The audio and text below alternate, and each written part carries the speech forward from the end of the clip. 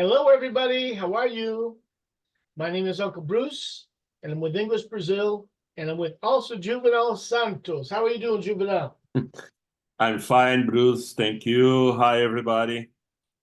So this article you selected today is about solitude and being by ourselves. I'm going to share the screen real quick just to show our listeners and readers, although the readers mostly because they can read what we're showing. The drawbacks and benefits of solitude. Okay, being alone. So this idea of being alone caught your attention. Why is that? I think, first of all, it's necessary to distinguish the two concepts, okay? Loneliness, it's something in the days we are living now, it's maybe a serious symptom of some pain, mental illness or something like that. Because the loneliness, it's about to be alone, but it's not a choice. Sometimes you are alone because you you do not have the ability to make friends, or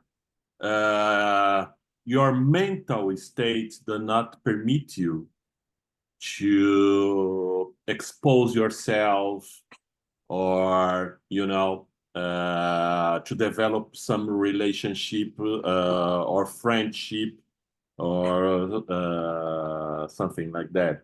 Okay. So I think this is this first step for a depression state. Okay. And solitude, on the opposite way, it's a choice. It's when you are good with yourself. Okay. You feel good with your own presence, your own thoughts. Okay. So it's not about to be alone, but it's about to be good with yourself. Okay. That's it. All right. So I understand. Some different things went through my thinking as I was reading over some of this article here. And it's not a long article. It's a rather short article. But it's talking about people who are forced to be alone, or people who elect to be alone, that decide to be alone. Such as a person that's forced to be alone could be a prisoner, in a prison.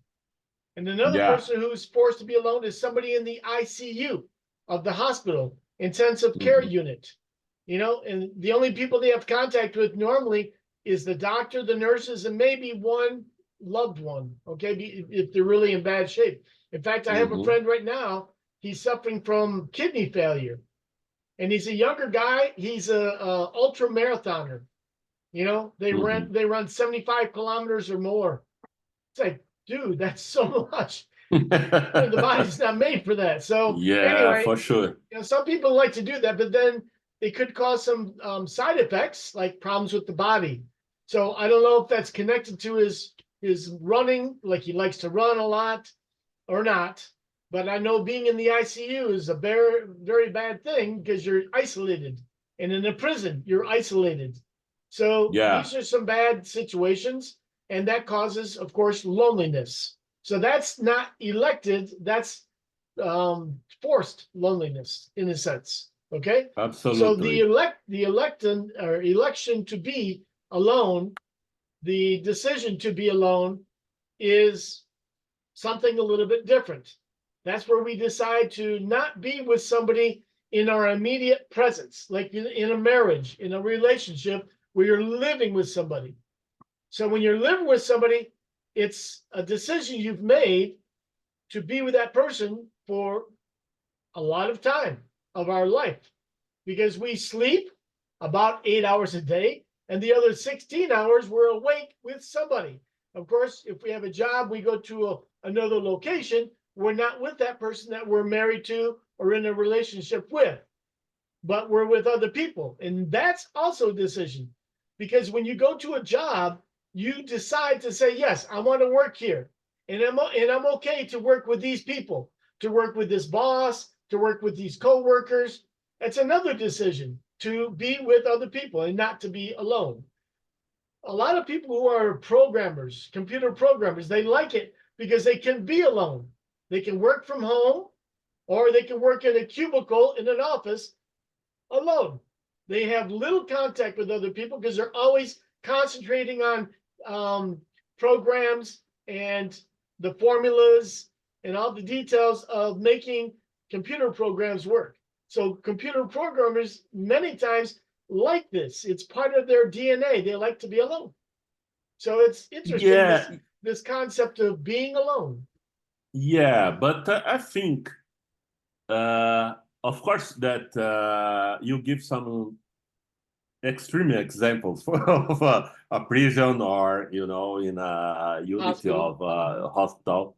But I think, okay, let me put in this way. For example, I am a eunuch son, and I used to be, um, how can I say, a child that used to play alone because I have no brothers and sisters. So, You're man, an only child. yeah, only child. So for me, it was very natural, and I learned how to deal with it, and that's the way I used to say, I am enough for me. I am enough for myself. Okay. Okay. So nowadays, for example, I have sometimes I have some struggle situation with my wife, because, for example, she comes from a huge family, a lot of brothers and sisters and uncles and cousins, and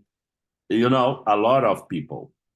And I'm not used to have a lot of people surrounding me. Actually, it makes me feel boring, and Mm. annoying me. And what I mean, I enjoy to be alone and reading some book, watching TV, or playing Sudoku Mhm. that I used to do a Mhm. lot, or watching a movie in the television, or maybe go out to a cinema or a movie. So for me, it's okay.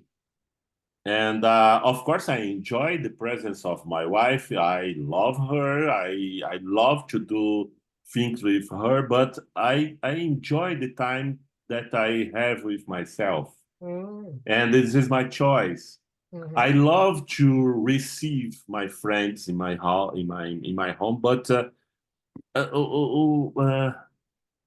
and let's think in this way. I enjoy the presence of people that makes me happy. Mhm. Mhm. Good conversation, good talk, uh, Good meal, good wine. good meal, good wine, exactly, and stimulating conversation. You know what Mhm. I mean? Because I don't know, especially today, because I lived more than a half of my life. I am 55, so man, I enjoy to do the things that makes me happy and Mhm. brings me some pleasure. Okay. That's it. But since when I was a child, I always had this feeling. Okay, I don't know if it's clear. It's not so It's totally profound. clear. It's different. It's different from everybody else's opinion about what they should do with their lives and how they should live their life.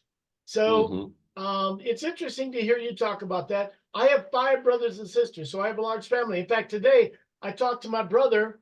He's in Michigan, where I'm from. He's fishing for I mean, not coho salmon, but what is it called? It's another fish, and he likes it a lot. Anyway, he's fishing with a friend of ours, a neighbor Uh-huh. from childhood. and they're out on a big lake. Okay, because the lakes are like Okay. ocean. It's not like an ocean, but it's very big. You can't see the other side of the lake. It's so big. Okay, so he's out fishing today, and he's enjoying his retirement. I'm retired too, but I work every day with English Brazil because I want to make English Brazil succeed, and I want to make English Brazil available for people to learn English, how to speak English. Because that's the essential part of learning a language is how to speak the language, not only to read it and to understand it. No, it's to speak it. When you travel, you don't need to use a translator. No, you can speak with the people. So anyway, Yeah. everybody has a different concept. And so right now, I'm not envious of my brother fishing today with my friend from childhood. They're having a fun time, but you know what? They only caught 6 fish. Okay. And so, I mean, they caught Yeah. we call 6 keepers, 6 fish that they can keep. We call them keepers. Okay. They caught 6. And so they're good sized fish. And my brother loves them. Okay. This fish that he catches, he loves them. And so does my friend. And so they go fishing for these fish a long distance into the lake. It's a lake. Actually, it's a bay. And it's part of the Great Lakes of Michigan. So they're having fun. And it was sunny out there, but my brother didn't have his sunglasses. He said, it's a little sunny out here today. But they had their shirts off because in Michigan, it's about 60 degrees, which is about 17 to 20 degrees. It's not warm, okay, but it's okay.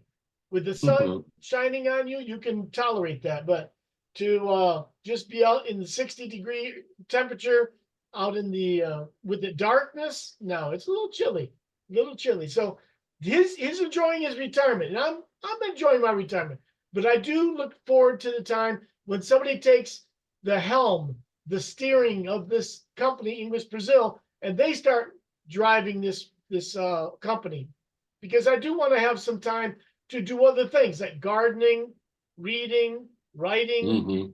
And I don't spend a lot of time doing that because I'm so busy with English Brazil, man. So I look forward to that time when I can have more time to do other things that I would like to do. Sure. So being alone to me is like something that I cherish. That I like it, but I don't have a lot of it. You know, to be alone, to think, to read, to write, I don't. I have written one time in a book that I bought to write my thoughts. 1 page. That's terrible, you know? And I bought the book probably around 4 or 5 months ago. So that's sad. So being alone has its advantages too. To be able to think, to process, to, you know, start developing other ideas. So, but then the other ideas lead to more actions to take up more of my time. So it's a dilemma. Exactly. It's a dilemma. Exactly. But another thing that forced this loneliness, I think, in the public in general was the COVID. That forced the loneliness because we had to stay away from other people to stay healthy. Yeah. Actually, there are some psychological or the professional that works with psychologists that used to say, okay, it's necessary to have some relation or friendship to be with your friends because it's quite necessary to your mental health. And I agree. I totally agree with that. We are not made to be alone. We are not. We are social creatures. And so when we are alone for a long period of time, it's not good for our mental health, for sure. Yeah. And loneliness, it got to do with to be alone, even you are surrounded with a lot of people. That's the point. That's possible too, because we are internalizing all of our thoughts and not processing to express our ideas to other people. That can happen. That can happen. In fact, my wife, you know, she's a psychoanalyst, and she says there are many people who are married, but they're not You know, they're not with other people. They're by themselves. And there are many people Hmm. who are by themselves, alone, single, but they have many friends. And so they're okay. So Yeah, it's a strange yeah, situation. very strange. And I think that in this modern ages that we are living now with social media and other stuff, I think maybe people are getting more lonely because they used to live a life that sometimes not real, Living in the because virtual world. yeah, or I mean, a lot of or almost everything is good in social media. Have people doing something or doing that or doing this, laughing, smiling, but you know, Okay. actually they are having problems, and problems it's okay because that's the way we grow up, Hmm. Yes. we get more mature. Mature. It's Yes. part made mature, so it's part of the life. Hmm. And I think that this is the point, and the danger that people in general, especially these new generations, will face because maybe they didn't learn how to deal with that. It's true. It's true. So, it's interesting to talk about this topic, because especially now when we have people around us and we can see that they're lonely and we try to be friendly with them, but they are only engaged with us for a moment and then they go back to being by themselves again. It's because inside of their mind, they have something going on that says that they need to be alone, whether Hmm. it's a good thing or a bad thing, because it could be that it's necessary at this moment in their life that they need to be alone. But it could be that they are internalizing a lot of things and they are spiraling into a depression. So it's Yeah, important for us to kind of realize that not everybody is in a good state emotionally. And we need to understand how we can possibly help other people and even help ourselves from getting into that situation. Because I believe that suicide happens a lot because people are so internalized and cannot talk to other people. hmm, And then they just focus on themselves, on themselves, on themselves. And it's like, oh, it's better for me just to say goodbye, And that's what hmm, happens because they are so internalized with themselves and they're not willing to share or they don't feel that they can share. And so we call spiral into this cycle of depression, which then can yeah, lead to suicide. So this loneliness has a time in our lives. It's okay to be alone for a hmm, period of time, but not for very long. We are social creatures and we need socialization. We need relationships with other people. Now, who we decide to be in relationship with is another topic, okay? Because, like I said, there are people who are yeah, married. yeah, for People who are sure, married, for sure. they're not really together. They're going separate ways in their lives and they're living separate lives, but they are considered married, with a marriage. So, it could be people that are lonely in a marriage too. If they Yeah, if they don't have this good form of relationship, communication, spending time with each other. Okay, that's so necessary. So, absolutely, you know, absolutely. there are ups and There downs is, to being lonely or having loneliness in our lives or being alone. I won't say yeah, loneliness is a good thing because loneliness is a state of being alone, but it's not really what you want to be. You want to be with other people.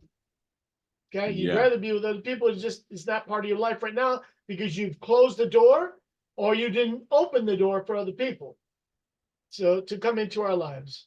And so exactly. that type of loneliness is not good. And that's where we need to surpass and get into a good, viable relationship that we can interchange and exchange ideas and enjoy the time together. You know, because my Exactly. brother, like my brother today, he could have gone fishing by himself.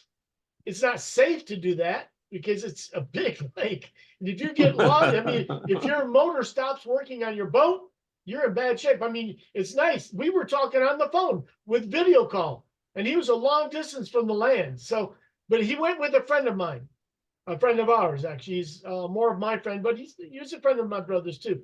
But they were out there fishing together. But they only caught 6 keepers, only 6 fish big enough to say, yes, it's big enough. We're going to take that one home. And there's a law too.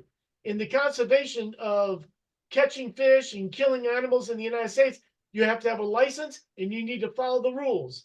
That means that it needs to be a certain size or something to say, yes, this one you can keep and the other ones, no, they need to continue living for another day. Okay. So he was with my friend and they had a conversation.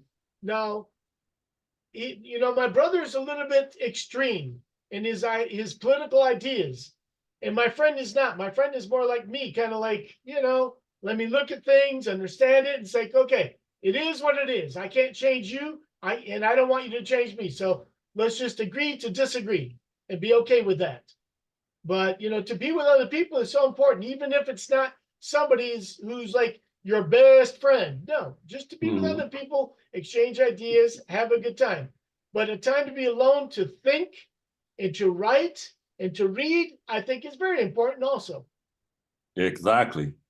And there is another article that I researched previously that states that it's necessary to be alone sometimes, alone in a good way, you know, in that solitude, because it ignites your creativity.